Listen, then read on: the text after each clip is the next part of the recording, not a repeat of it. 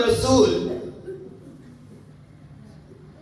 کی کتاب کے اندر ہم نے یہ ٹیکسٹ پڑھا جس میں وہ کہتا ہے کہ اور کلام مجسم ہوا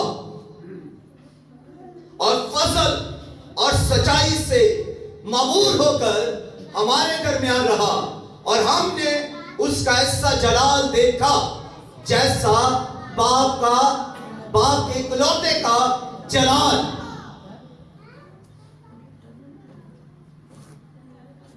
اگر ہم چاروں اناجیل کا مطالعہ کریں تو متی کی انجیل یعنی متی رسول کی انجیل جب ہم پڑھتے ہیں تو متی رسول یسوع مسیح کو بادشاہ پیش کرتا ہے, بادشاہ کے طور پر اسے بیان کر رہا ہے. اور اگر ہم مرکز کی انجیل پڑھیں تو وہ اسے ابن آدم کے طور پر پیش کرتا ہے, لیکن اگر ہم لوکا کی انجیل پڑھیں تو وہ اسے ابن خدا کے طور پر پیش کرتا ہے. لیکن اگر ہم یوحنا کی انجیل پڑھیں تو وہ اسے خدا پیش کرتا ہے.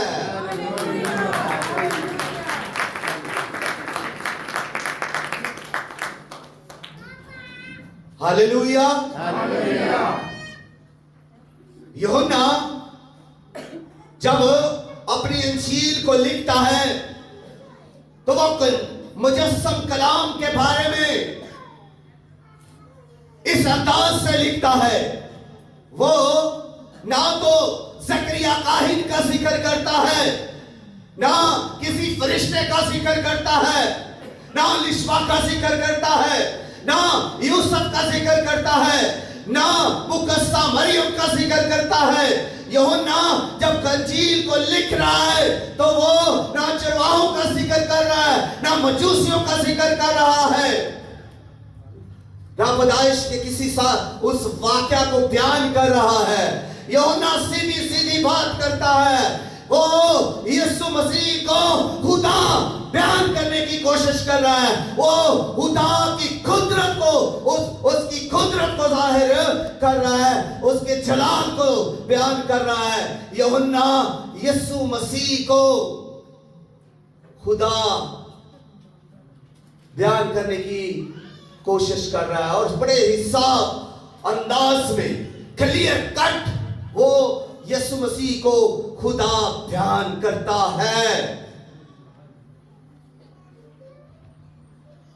لیکن لوگ کئی بار یسوع مسیح کو لوگ استاد کے طور پر جانتے ہیں, لوگ یسوع مسیح کو نبی کے طور پر بھی جانتے ہیں, لوگ یسوع مسیح کو پرانے نبیوں میں سے کوئی نبی, کوئی ایلیا, کوئی وہ نبی بیان کرتے ہیں. لیکن یوحنا خداوند یسوع مسیح کو خدا ہی بیان کرتا ہے. اب جب یوحنا یہ کہتا ہے پہلے باب کی پہلی آیت میں, یوحنا جب یہ کہتا ہے کہ ابتدا میں کلام تھا اور کلام خدا کے ساتھ تھا اور کلام خدا تھا, تو اس کا مطلب کیا ہے کہ ابتدا میں کلام تھا. کلام کا مطلب خدا, جس کو آگے چل کر وہ بیان یہی کرتا ہے کہ ابتدا میں کلام تھا اور کلام خدا کے ساتھ تھا. یہ جو کلام مجسم ہوا یہ ابتدا میں تھا, یہ جو کلام مجسم ہوا یہ خدا کے ساتھ تھا, یہ جو کلام مجسم ہوا یہ خدا تھا. اور سب چیزیں اسی کے وسیلہ سے پیدا ہوئی اور اس میں زندگی تھی, وہ زندگی آدمیوں کا نور تھی اور اس کے بغیر کوئی چیز بھی پیدا نہیں ہوئی, اور اس میں زندگی تھی, وہ زندگی آدمیوں کا نور تھی. اور نور تاریکی میں چمکتا ہے اور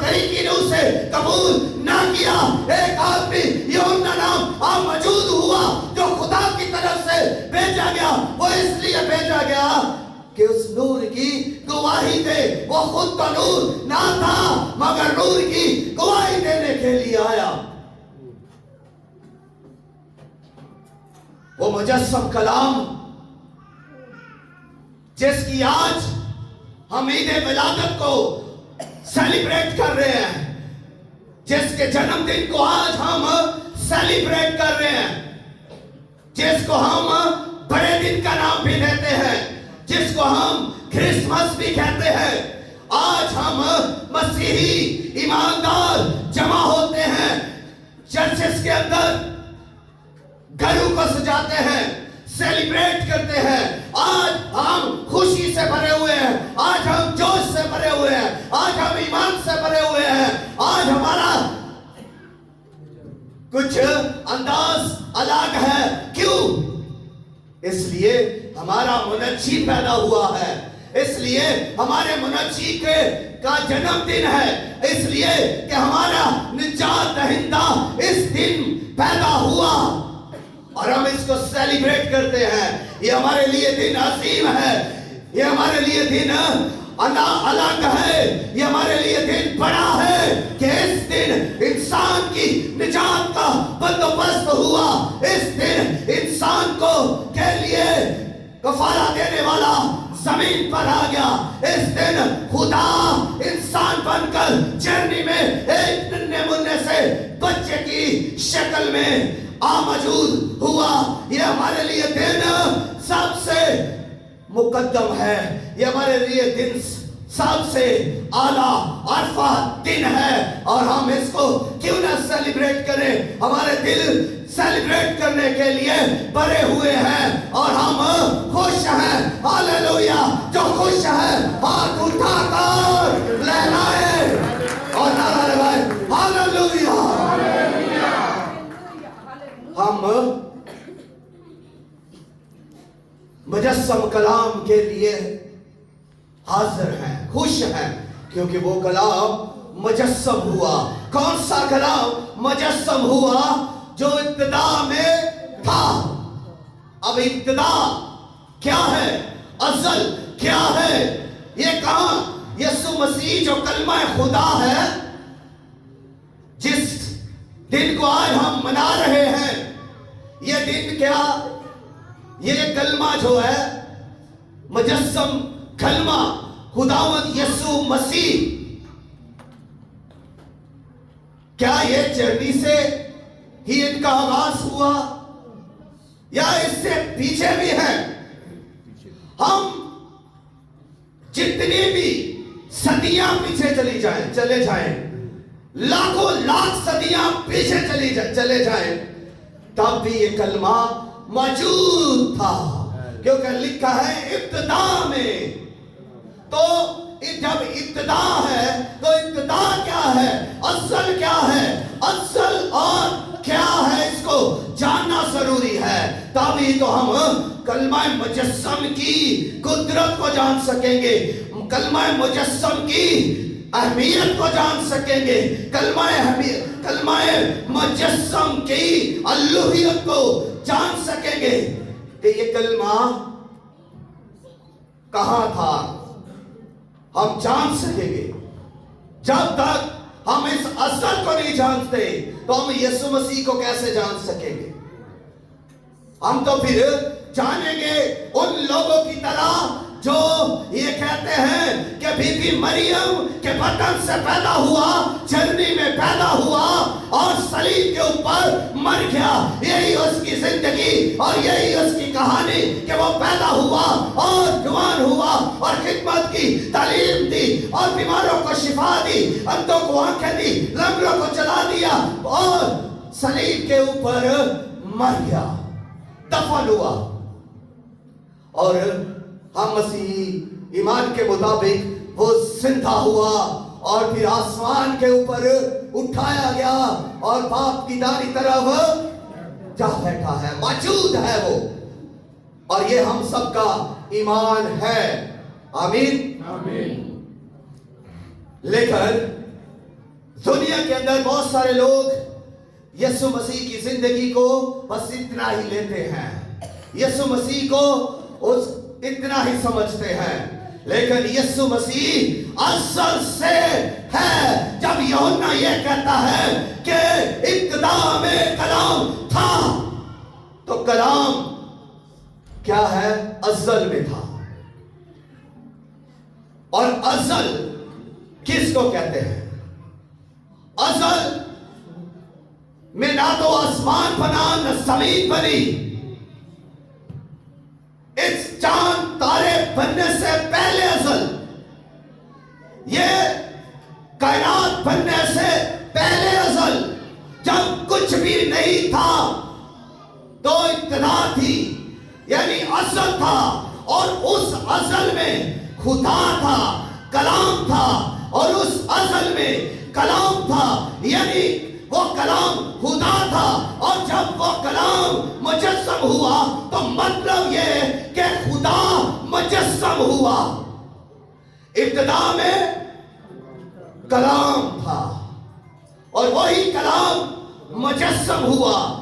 और वो जो इब्तिदा में कलाम था, जो इब्तिदा में खुदा था, वही खुदा मुजस्सम हुआ, इंसान बन गया।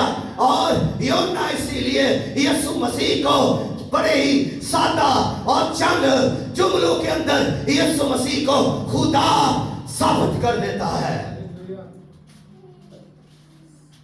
जब वो पहली ही आयत लिखता है तो उसको पूरे तौर पर बयान कर देता है। और देखें, अभी जब खुदावंद यीशु मसीह को वो खुदा पेश कर रहा है, तो बाइबल मुकद्दस के अंदर हम बहुत सारी जगहों पर उससे बयान कर सकते हैं कि वो खुदा है। यीशु मसीह को आप किसी भी एंगल से देखें, किसी भी तरह से देखें, यीशु मसीह खुदा है। और उसकी कुदरत के लिहाज से आप अगर उससे देखें तो जिस तरह खुदा की कुदरत है, वो उसी तौर पर उसी कुदरत से मसा, वो कुदरत रखने वाला, वो इख्तियार रखने वाला, और उसी तरह वो बाप की तरह काम करता है। क्योंकि उसने फरमाया, जो कुछ बाप कहता है मैं वो कहता हूँ, और जो कुछ बाप करता है मैं वही करता हूँ। क्यों वही करता है? क्योंकि उसी की कुदरत, उसी का इख्तियार, उसी का कलाम वो लेकर आया है। तो उस जमीन पर आकर उसी की कुदरत को जाहिर कर रहा है, उसी के कलाम को जाहिर कर रहा है। वो पूरे तौर पर उसकी ताबेदारी में है, वो पूरे तौर पर उसकी मर्जी पूरा करने को आया है। और उल्कुस से मसा, वो खुदा की कुदरत से मसा होकर इस दुनिया में आया। और अगर हम यीशु मसीह को हिकमत के लिहाज से देखें तो हिकमत इब्तिदा में खुदा के साथ थी।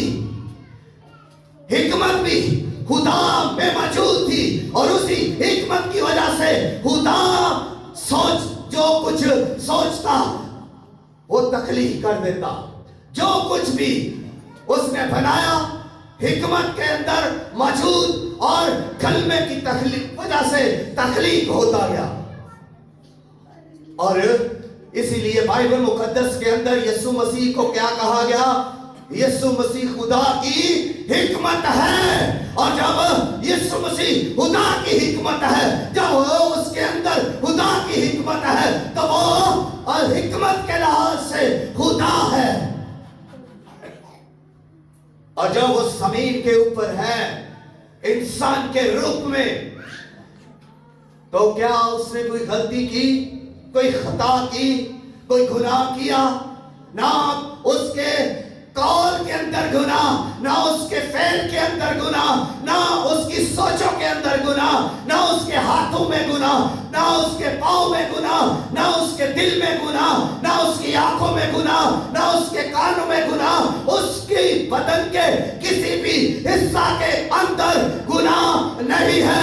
इसलिए वो आवाज़ बुलंद, जुर्रत और दलेरी के साथ सबको चैलेंज करता है कि कोई है जो मुझ में गुनाह साबित करे?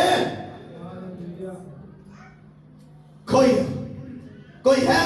चैलेंज दिया फकीयों को, फरीसियों को, आलिमों को, उस्तादों को, बादशाहों को, ان کو بھی جو روزے رکھ رکھ کر دعائیں کرتے تھے، ان کو بھی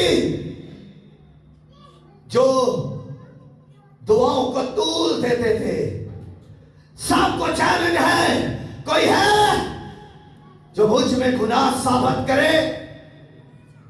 جو ایسا کہتا ہے، جو پاکیزگی رکھتا ہے، جو راستی رکھتا ہے، وہ اس لحاظ سے خدا ہے اور خدا ہی چیلنج کر سکتا ہے، اور کوئی شخص اس زمین پر، کوئی ہستی چیلنج نہیں کر سکتی، کوئی یہ نہیں کہہ سکتا کہ مجھ میں گناہ نہیں ہے۔ کوئی شخص بھی ایسا نہیں کہہ سکتا کہ مجھ میں گناہ نہیں ہے، میں نے گناہ نہیں کیا۔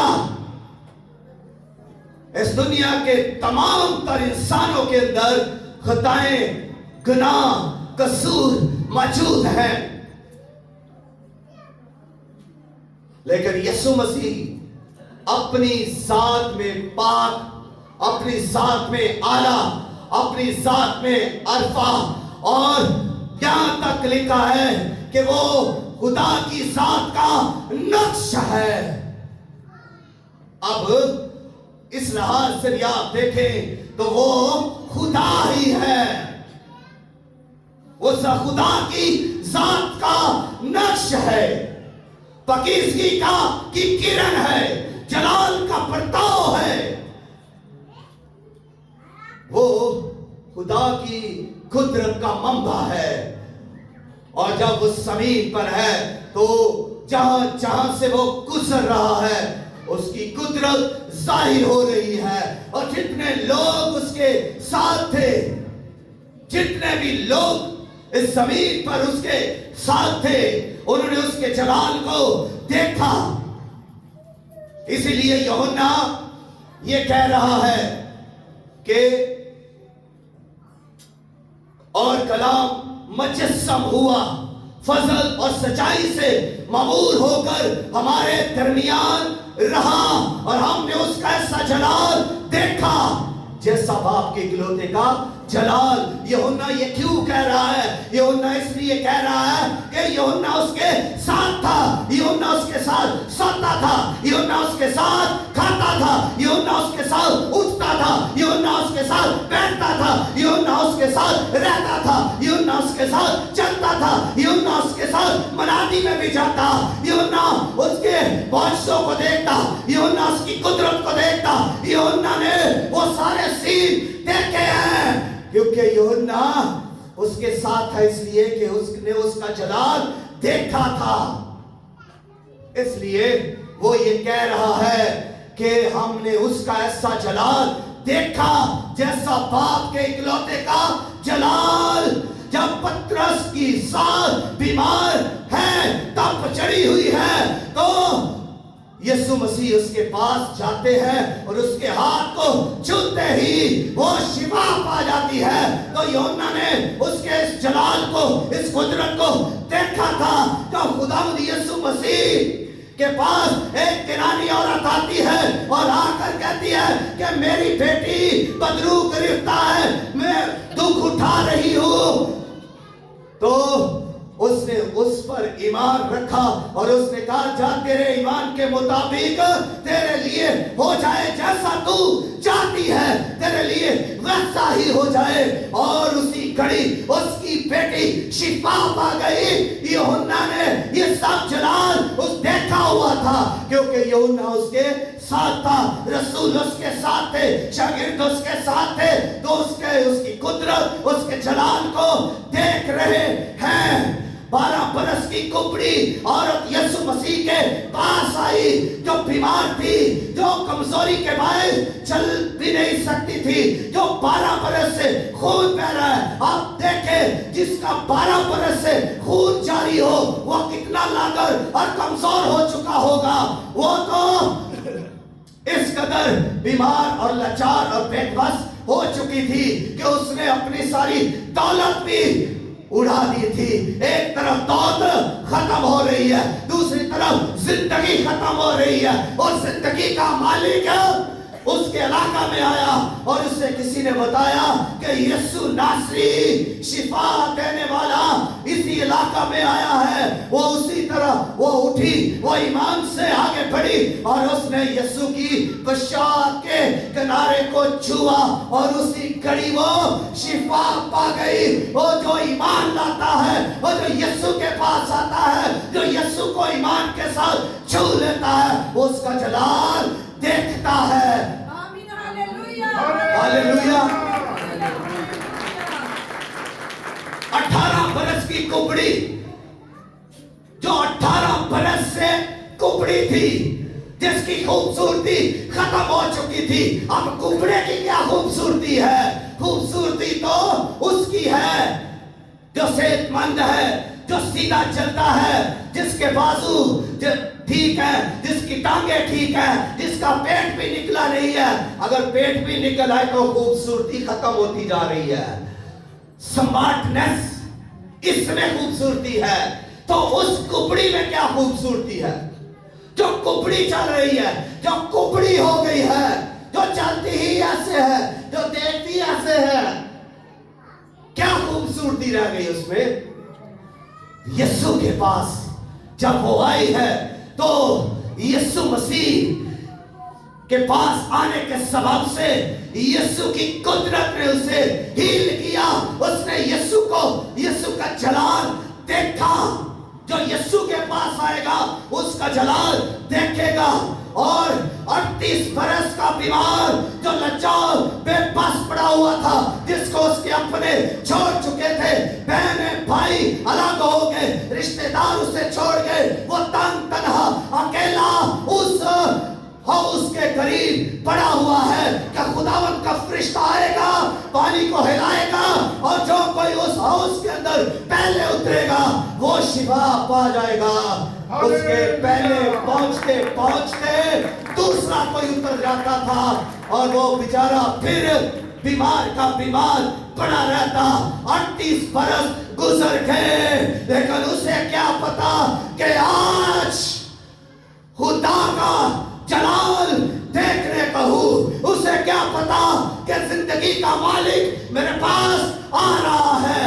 اسے کیا معلوم کہ میری شفا چل کر میرے پاس آ رہی ہے۔ اور یسوع ناصری جو کلمہ مجسم ہے، آیا اس کے پاس آ کر کہتا ہے، کیا تو تندرست ہونا چاہتا ہے؟ وہ اپنی بیچارگی کی باتیں کرنے لگا۔ یسوع مسیح نے کہا، اٹھ اٹھ، اپنی چارپائی اٹھا اور چل پھر۔ اور اس نے اسی وقت حکم کو مانا، وہ اٹھا، چارپائی اٹھائی اور چلنے پھرنے لگا۔ اس نے خدا کے جلال کو دیکھا۔ ہاللویا،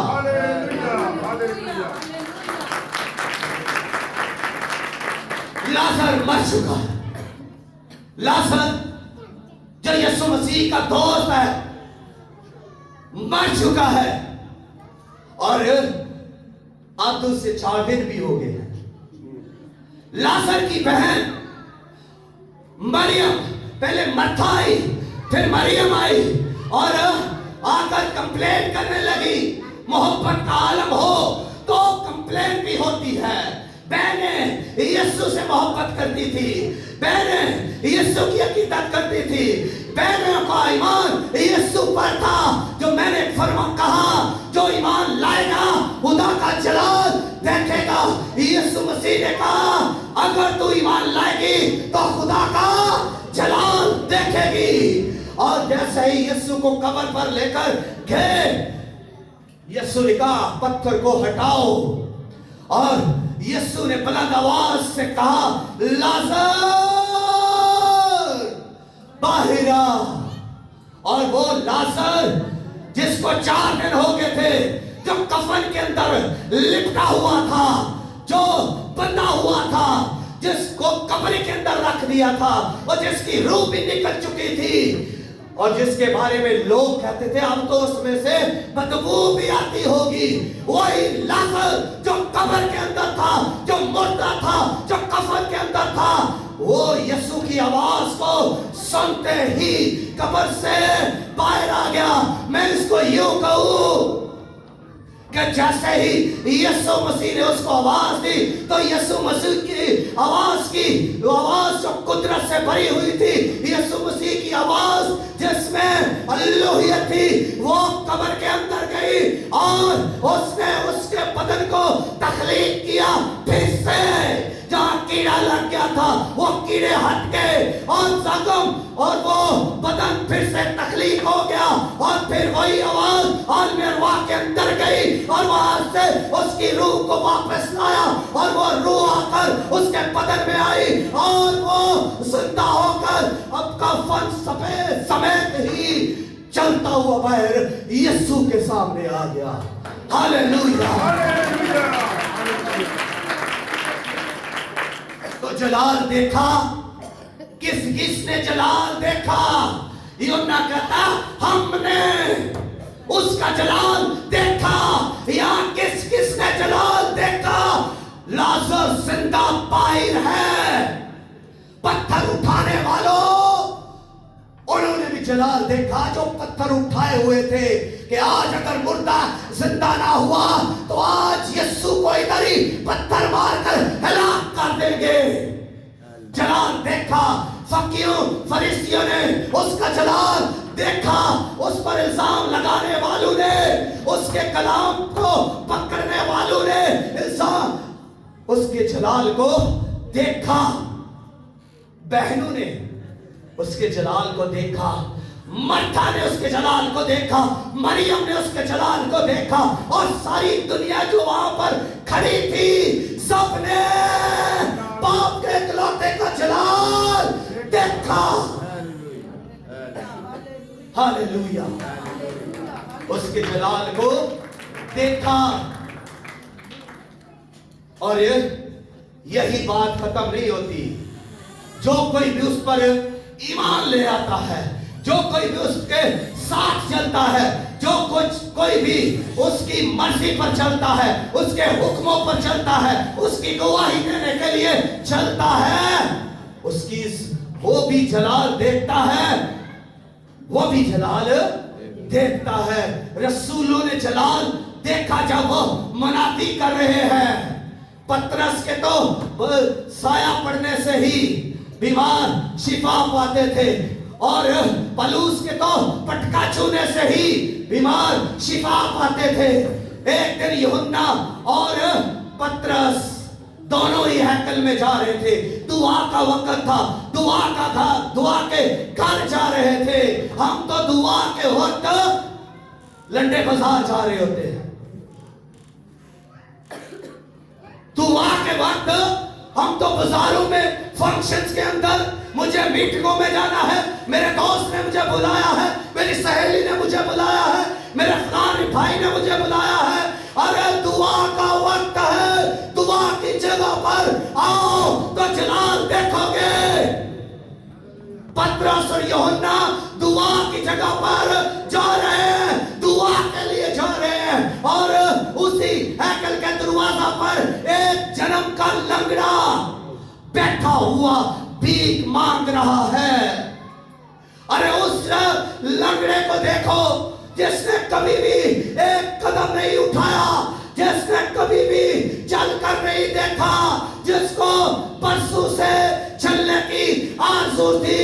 वो लोगों को देखता था चलते हुए, उसके अंदर ख्वाहिश थी कि मैं भी चल सकूं।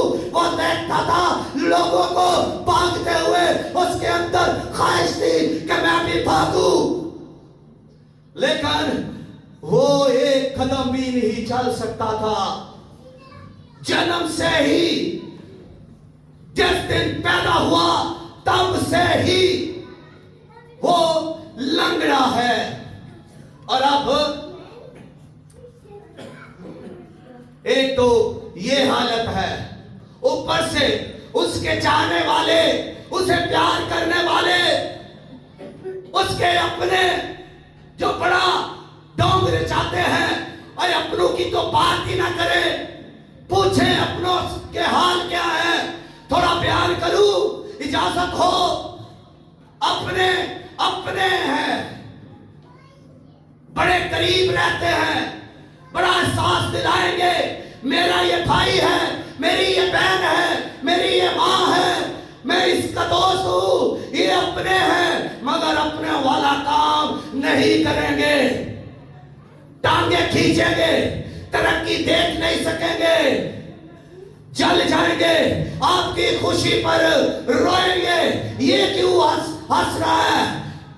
आपका हंसना उन्हें बर्दाश्त नहीं, ये आपके अपने हैं, आपकी तरक्की पर वो जल रहे हैं, ये आपके अपने हैं, आपको कभी भी आगे बढ़ते हुए नहीं देख सकते, ये आपके अपने हैं, ये चाहने वाले हैं, ये मीठी बातें करने वाले हैं, ये आपके साथ खाने पीने वाले हैं, इनकी बड़ी मेहरबानी है। और अब इस लाचार और बेबस पर भी इनकी मेहरबानी है कि एक तो वो लंगड़ा पैदा हुआ है, दूसरा उन्होंने उसे बनाया क्या है, ना तो उन्होंने डॉक्टर बनाया, ना इंजीनियर बनाया, ना उसे टीचर बनाया, ना प्रीचर बनाया, ना कोई काम सिखाया, ना वो दर्जी बना, ना वो मोची बना।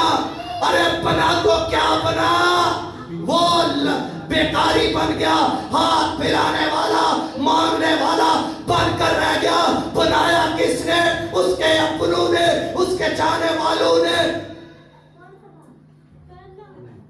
कहां रखा कहां पर? हैकल के दरवाजा पर उसे बिठा जाते। आपको भी कोई बिठा जाएगा किसी मिनिस्ट्री में, किसी चर्च में, किसी ऐसी जगह पर जहां पर आप अपाहजों की तरह होंगे, जहां पर आपकी ग्रोथ नहीं होगी, जहां पर आप कभी भी आगे नहीं बढ़ पाएंगे। लंगड़े आए थे, लंगड़े ही रहेंगे। अगर आप दिल के लंगड़े हैं तो दिल के लंगड़े ही रहेंगे। दिल कभी भी नहीं चलेगा, दिल के अंदर कभी भी ग्रोथ नहीं होगी, कभी भी आप रुल से नहीं भरे जाएंगे। कोई आप पर मेहरबानी कर गया है कि आपको उस जगह पर बिठा गया है जहां कभी भी आप तरक्की नहीं करेंगे। ये लंगड़ा था, ये चल नहीं सकता था, भीख मांग रहा है। मर्दे खुदा दुआ के वक्त दुआ की जगह पर जा रहे हैं। उन्होंने उस लंगड़े ने उनकी तरफ देखा भीख मांगने के लिए कि कुछ मिलेगा। जब उनकी तरफ देखा तो पतरस ने कहा, सोना चांदी तो मेरे पास है नहीं, जो कुछ मेरे पास है वो तुझे दिए देता हूं। उठ यीशु नासरी के नाम से चल फिर। और वो उसी वक्त उठा और चलने फिरने लगा।